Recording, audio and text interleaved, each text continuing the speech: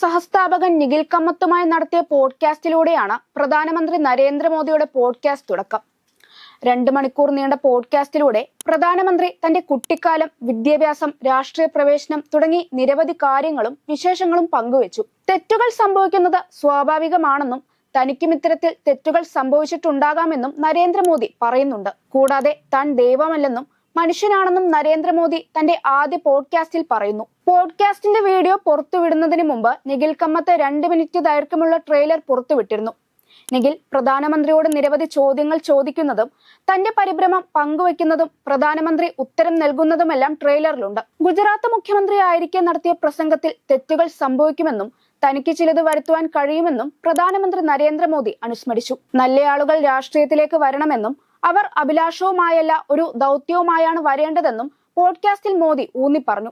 59 പേർക്ക് ജീവൻ നഷ്ടപ്പെട്ട 2002 ഗോദ്ര കേസിനെ പറ്റിയും പോഡ്കാസ്റ്റിൽ ചർച്ച ചെയ്തിരുന്നു. സംഭവം നടക്കുമ്പോൾ താനൊരു MLA ആയിരുന്നുവെന്ന് പ്രധാനമന്ത്രി നരേന്ദ്രമോദി പറഞ്ഞു. മോദിയുടെ ഗുജറാത്ത് മുഖ്യമന്ത്രി കാലത്തെ ഗുജറാത്ത് കലാപകാലത്തെ പരാമർശം പോഡ്കാസ്റ്റ് വീണ്ടും ഓർമ്മപ്പെടുത്തുമ്പോൾ വർഗീയ ധ്രുവീകരണത്തിന്റെ ആയുധമെടുത്ത് പ്രയോഗിച്ച 2024 ലോക്സഭാ തെരഞ്ഞെടുപ്പ് കാലം കൂടിയാണ് ഓർമ്മ വരിക. തുടർച്ചയായ ഹാട്രിക് വിജയം നേടാനുള്ള പ്രചരണ വേളയിൽ മോദി പാർശ്വവൽക്കരിക്കപ്പെട്ട വിഭാഗങ്ങൾക്കെതിരെ വിവേചനവും ശത്രുതയും അക്രമവും ഉയർത്തുന്ന പ്രസ്താവനകൾ ആവർത്തിച്ചു നടത്തി. അധികാരത്തിലെത്തിയാൽ കോൺഗ്രസും സമാജ്വാദി പാർട്ടിയും രാമക്ഷേത്രത്തിന് മുകളിൽ ബുൾഡോസർ ഓടിക്കുമെന്നും പകരം ബുൾഡോസറുകൾ എവിടെ ഉപയോഗിക്കണമെന്ന് മുഖ്യമന്ത്രി യോഗി ആദിത്യനാഥിൽ നിന്ന് പാഠം പഠിക്കണമെന്നും പ്രധാനമന്ത്രി നരേന്ദ്രമോദി ഒരു പ്രചരണ വേളയിൽ പറയുകയുണ്ടായി. കൂടാതെ മുസ്ലിമുകൾക്ക് നിങ്ങളുടെ സ്വത്തുവകകൾ കണ്ടുകെട്ടി കൊടുക്കും, കെട്ടുതാലി വരെ മുസ്ലിമുകൾക്ക് പൊട്ടിച്ചു കൊടുക്കും, അങ്ങനെയെല്ലാം പറഞ്ഞാണ് പ്രധാനമന്ത്രി മോദി ആ തെരഞ്ഞെടുപ്പ് കാലങ്ങളിൽ വോട്ട് തേടിയത്.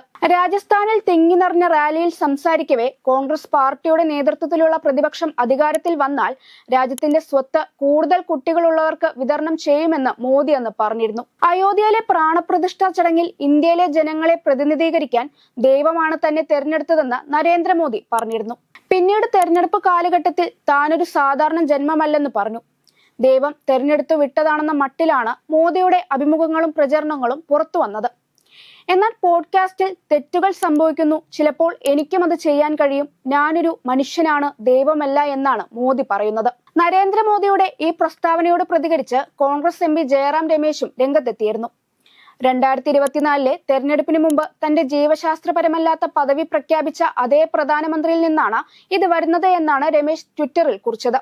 വാരണാസിയിൽ എന്ന ന്യൂസ് 18 ചാനലിന്റെ റുബീക്ക ലിയാഖത്തിയോട് മോദി പറഞ്ഞത് തന്നെ ദൈവം ഭൂമിയിലേക്ക് അയച്ചതാണെന്നാണ്. താൻ ജീവശാസ്ത്രപരമായി സൃഷ്ടിക്കപ്പെട്ട ഒരാളല്ലെന്നും ദൈവം ചില കാര്യങ്ങൾ നടപ്പിലാക്കാനായി എന്നെ ഇങ്ങോട്ട് അയച്ചതുമാണെന്നുള്ള മട്ടിൽ രാജ്യത്തെ പ്രധാനമന്ത്രി തെരഞ്ഞെടുപ്പിനെ നേരിടാനിറങ്ങിയത് രാജ്യം കണ്ടു. പ്രധാനമന്ത്രിയുടെ ഈ 2 പ്രസ്താവനകൾ പറയുന്ന വീഡിയോകളും കോൺഗ്രസ് MP ജയറാം രമേശ് ട്വിറ്ററിൽ പങ്കുവച്ചിട്ടുണ്ട്. 2019 303 എന്ന വൻ ഭൂരിപക്ഷത്തിലാണ് BJP സർക്കാർ അധികാരത്തിൽ എത്തിയതെങ്കിൽ 2024 240 നരേന്ദ്രമോദിയുടെ BJP വീണു. ഇതെല്ലാം മറവിക്ക് കൊടുത്തുകൊണ്ട് താനൊരു മനുഷ്യനാണ് എന്ന തിരിച്ചറിവോടുകൂടി തിരിച്ചെത്തിയിരിക്കുകയാണ് മോദി പോഡ്കാസ്റ്റിലൂടെ.